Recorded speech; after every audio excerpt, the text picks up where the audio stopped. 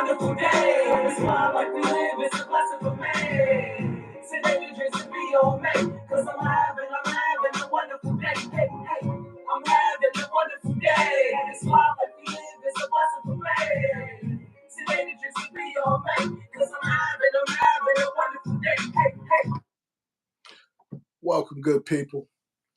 Welcome to another episode of Live at 5, presented by Peep TV. I'm your man, SRD, and hopefully my co-host, my main man, 100 Grand, Big Muzz, will be here shortly.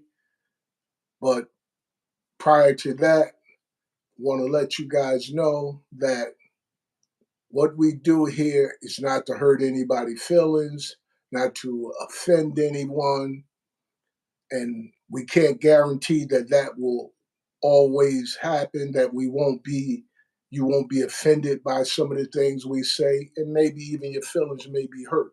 But we want you to know that that is not our intentions. Our intentions is to uplift fallen humanity. And in order to do that, we have to start with dealing with our own individual issues, our issues as a people, and our issues as a human race. So, with that being said, I ran across something today that I would like to share with you guys. All right, give me a brief moment so I can pull it up, so I can share it with you guys, and guys, let me know what you think. It's a few things actually, but we're going to start with this.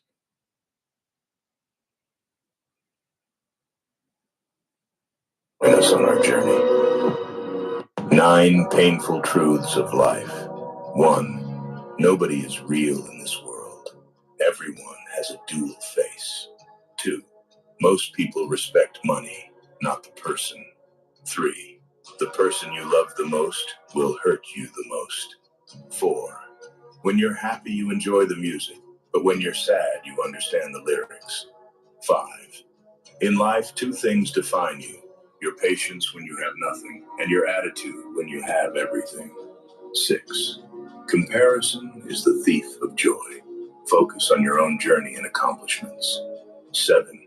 Failure slaps you in public. Success hugs you in private. 8. Time doesn't heal everything. It just teaches us how to live with the pain. 9.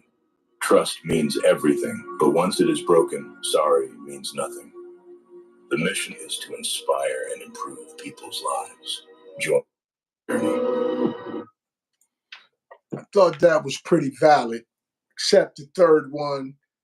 I don't necessarily agree that everyone who loves you will hurt you the most or the worst. Are they capable? Yes, indeed.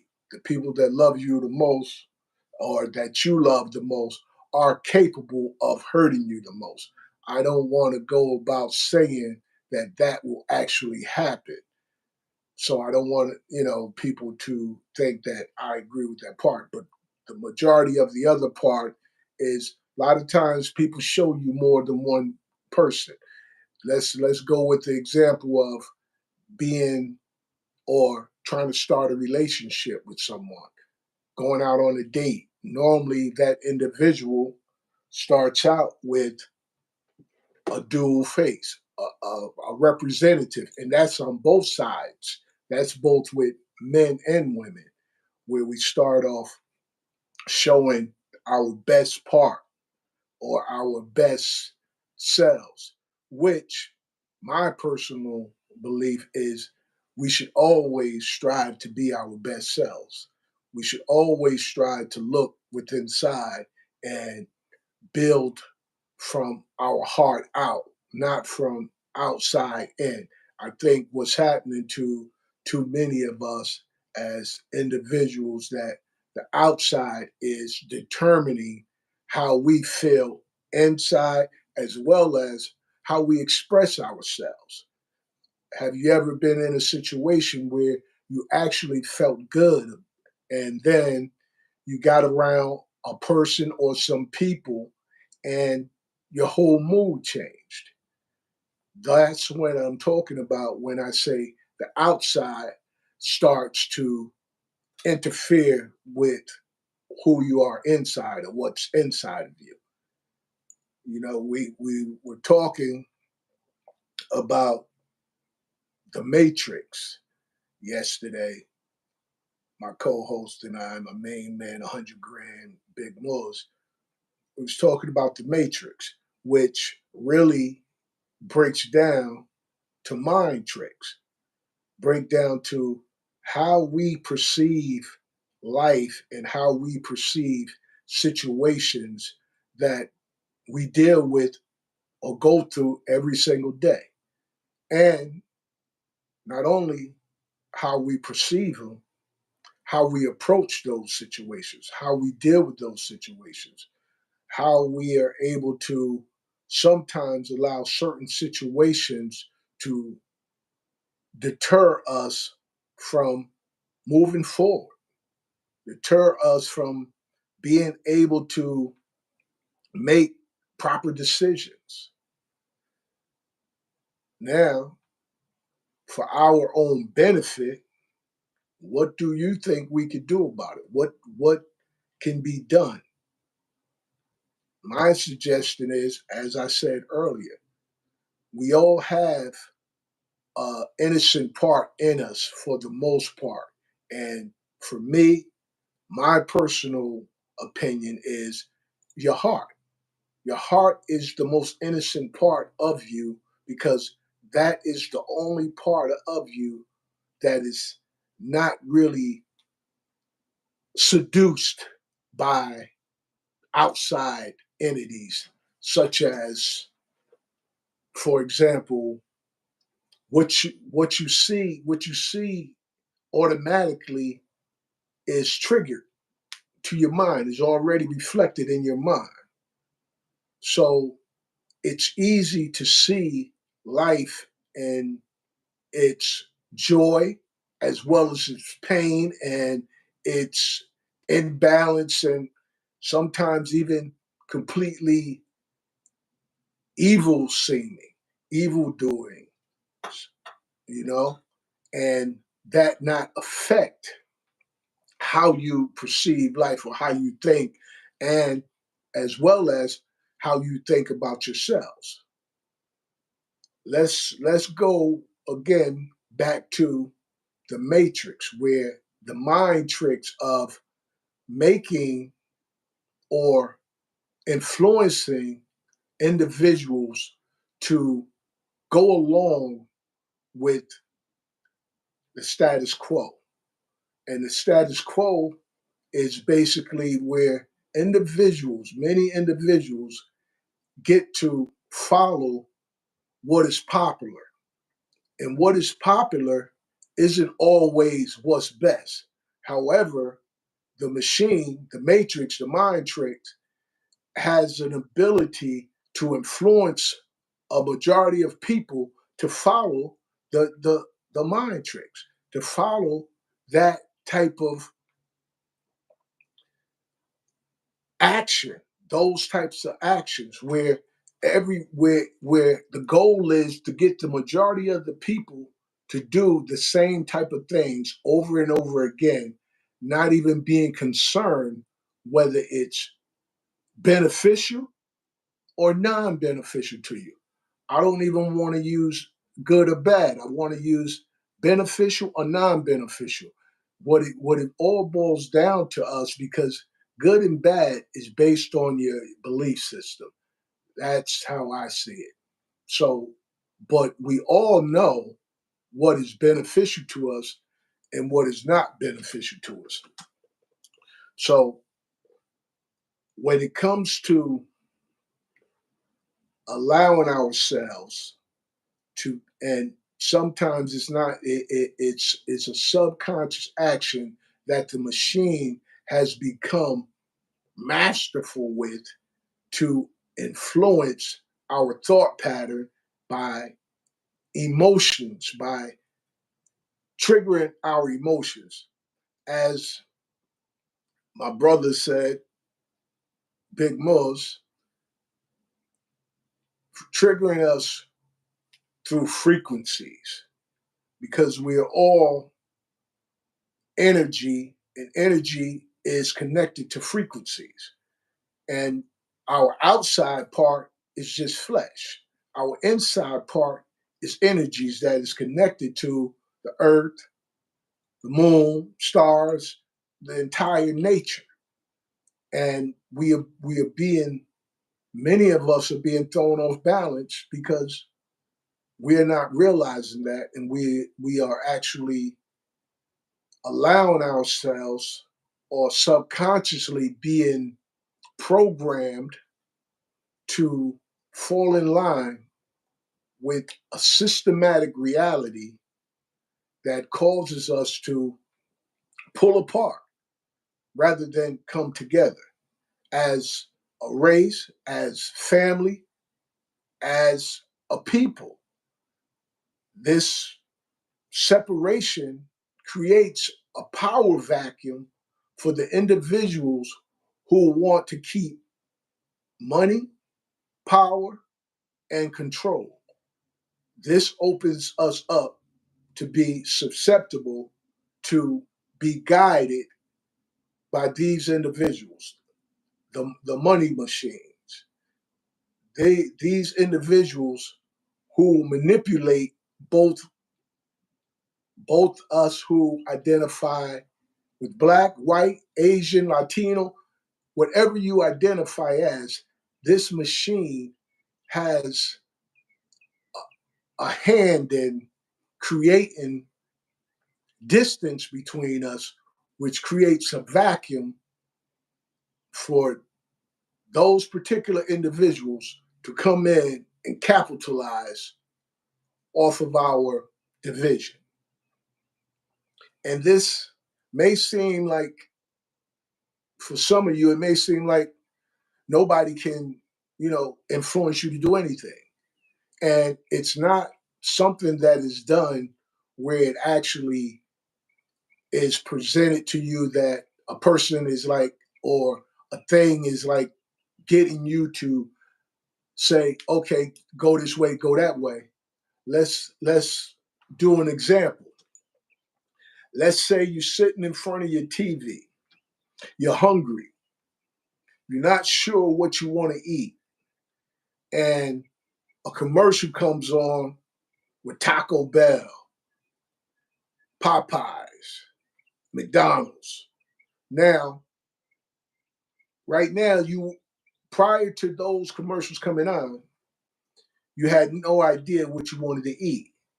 Now, because of the influence of the machine, now you are going to more than likely choose from those three things that I mentioned, those three places that I mentioned to get something to eat.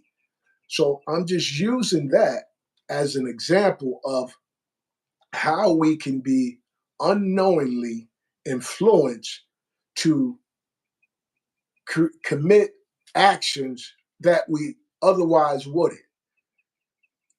Another way that we can be unknowingly influenced is through music.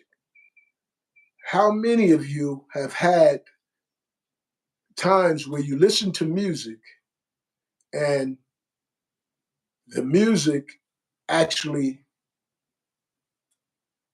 suggests your mood?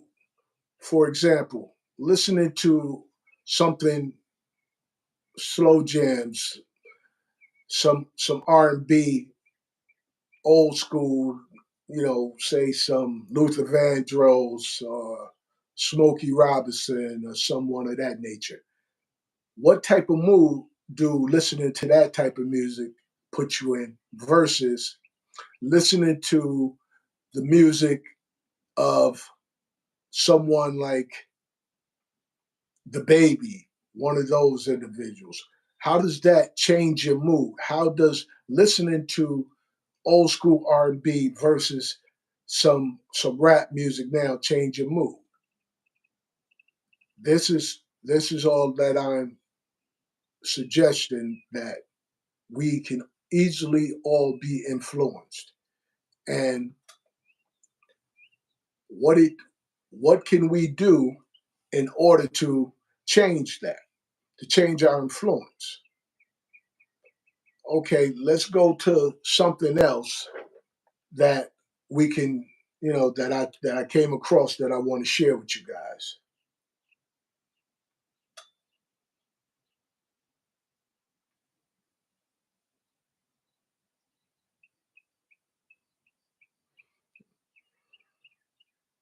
Rich people do one thing differently about money than the middle class and the poor class, and it's not how much money they've got, and it's not what's in their bank account. So rich people really understand the function of money. So let me give you an example. Poor people think money is for paying bills, trying to stay out of debt, and they spend all their time working a 9-to-5 job, so trading their time for money. Middle class people like earning money, so they have a 9-to-5 job, but normally higher, they're senior execs, managers, and they get bigger houses, bigger cars, and they just live the lifestyle, don't they? Rich people, on the other hand, understand that money is to be made to leverage, to use to make more money. So rich people invest in assets that make them money. They don't spend all of their time on bills, debts. They don't spend all their time living the lifestyle. They only live the lifestyle once they've got passive income coming in, because they've used their money to make more money. And this is what the poor and middle class just don't understand. Use your money to make more money. Rich people do one thing about money. Okay, I brought that up because one of the issues that many of us struggle with is working a 9 to 5 and paying bills, which is all we do. We work, we go to work each and every day, and we often have to pay our bills. And that's fine to a certain extent. However, what the young lady was saying that rich people do is they work a 9 to 5, but they don't just use their money to pay bills. They use their money to leverage.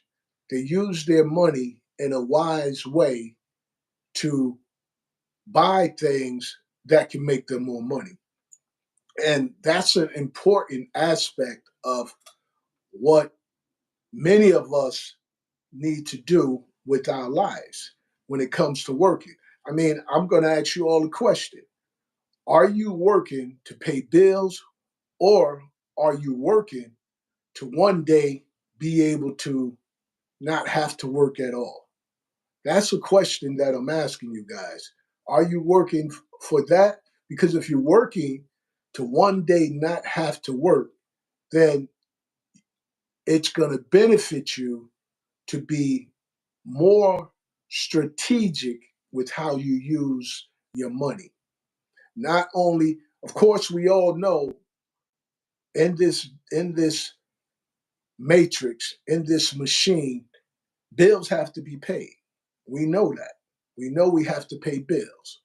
So we do what we have to do to pay the bills. However, that doesn't mean that you have to get a Michael Kors bag, a Versace belt, some Jordans, some Moschino jeans, whatever it is, or play the pickets every day. It doesn't mean that you have to do that, because those are items that you spend money on that don't necessarily bring you back any income. Those are liabilities that causes you to basically throw your money away. Your hard-earned money that you put in 8 hours per day, sometimes maybe 16 hours a day or 12 hours a day, ultimately ending up with 40 to 48, maybe even 56 hours or 80 hours a week, depending on how often you work. And tell me, does that benefit you at the end of being, say, 65, and your body is changing, and now you still have to work until maybe another 5 to 10 years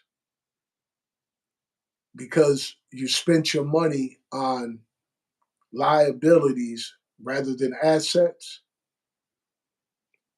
that's something to think about. I want to share something else with you. I want to, I was hoping, my brother come through, but I'm I'm here solo right now, and I'm only gonna give you guys a half hour because we normally do this thing together, but I didn't want to let you guys down. We say live at 5, Monday through Friday. So I wanted to give you something live, and I wanted always here, as I said, our goal is to uplift fallen humanity, and that starts with uplifting each of us individually, as well as lifting us as a people and us as a human race.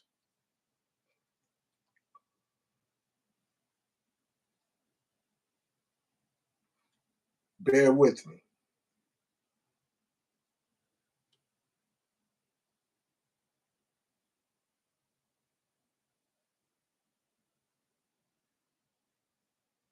Let's change it up a little bit right now. Let's because these are all issues that we deal with as human beings. This is not just those who identify with black. These are issues that we deal with as human beings. Let's go with this. And proceeds communication. Yeah. Like if all you gonna talk about is what I need to do and what I need to change and how I need to fix this and how I'm already beating myself up. This thing called life is heavy. Yeah. Parenting these kids is heavy. Figuring out the bills and all that is heavy. And now you want to talk and you haven't affirmed me in any area. Affirmation precedes communication. Yeah. You want to get me to talk?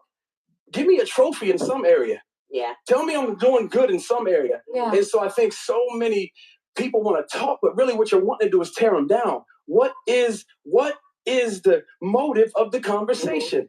Do you want him to get better? He's not going to get better by tearing him down. Yeah. He's going to get better by affirming the things that you're celebrating. You want him to do better in some areas? Celebrate the things he's doing great in. Yeah. And then he'll give you entrance to communication. Mm-hmm. Affirmation. Okay. Basically, that applies to, far as I'm concerned, that applies to both men and women. When in a relationship, my suggestion is don't look at everything that a person is doing that you don't like. Start trying to speak about some of the things that the individual is doing that you do like. Because nobody wants to hear everything that they're doing wrong because most of us already know that we're doing something wrong and we're working on it. And we're not able to change a habit or a lifestyle overnight. So when in a relationship or dealing with an individual, be able to look for some progress that the individual made. Don't just hold an individual hostage to all the things that they do that disappoint you. People already many times are disappointed in themselves because they may not have reached the level that they have wanted to reach or they desire to reach prior to them being at the stage they are now. So the last thing that an individual need is somebody else coming down on them about what they should or shouldn't do. So we all want to be better, and it's a gradual thing. It's a gradual thing. Each of us have a journey that we have to go through. We all go through a journey. It's gonna take time for us to get to where we have to get and where we have to go. So I want you all to, I would like for you all to strive to be more patient with each other. We need to be more patient, more understanding, and more caring and more concerned with each other. We're all in a struggle of some sorts. There's no one on earth that everything in their life is perfect. No one has a perfect life. You have a life that may fit you perfectly, but none of us have a perfect life. There's always going to be some issues that's going to occur within our lives. Hence, the sun doesn't always shine. Sometimes it has to rain. And depending on where you live, sometimes it gets cold. So sometimes things are going to get hard. Sometimes things are going to get difficult. However, just know that there's something in each and every one of us that can help us overcome whatever obstacle that is placed before us. We all have that ability to overcome. We all have a desire for something better in life. However, we may not always go about it the right way. Hence, what I'm about to share with you now. Give me a moment.